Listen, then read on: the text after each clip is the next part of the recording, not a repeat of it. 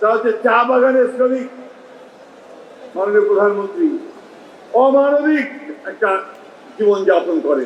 এইখানে আমার মনে হয় যে আমাদের দেখা উচিত, তাদের জীবনযাত্রা মানোন্নত করবার জন্য আমাদের ব্যবস্থা নেওয়া উচিত।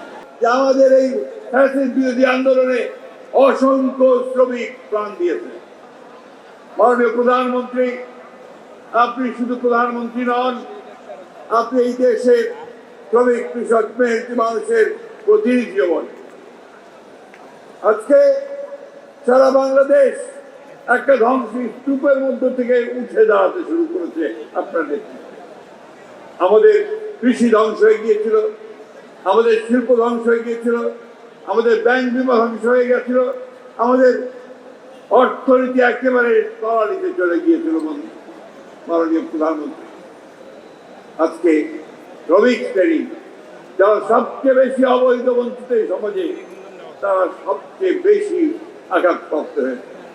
অথচ এই শ্রমিকেরা সব সময় পরিবর্তনের জন্য তারা প্রাণ দিয়েছে, এবং আজকে এই দিনটি হচ্ছে সেই রক্তে লালে ভেজা এই দিবস।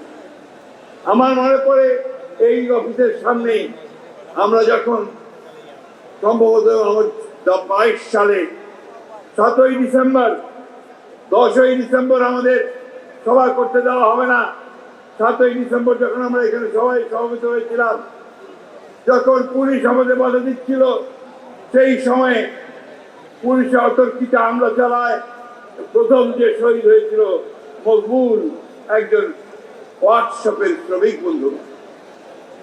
আমি এই জন্য কথাটা বললাম যে আমাদের এই ফ্যাসিস্ট বিরোধী আন্দোলনে অসংখ্য শ্রমিক প্রাণ দিয়েছে।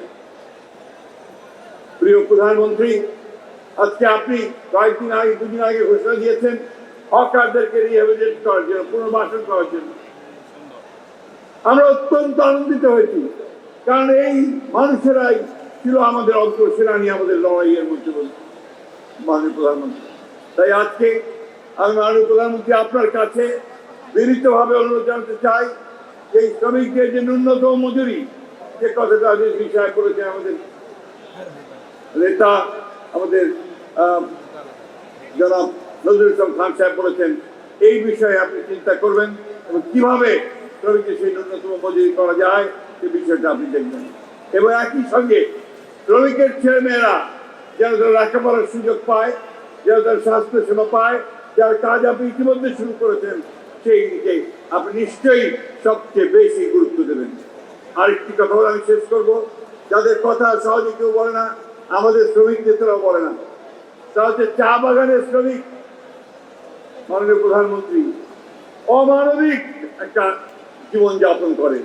এইখানে আমার মনে হয় যে আমাদের দেখা উচিত, তাদের জীবনযাত্রা মানোন্নত করবার জন্য আমাদের ব্যবস্থা নেওয়া উচিত।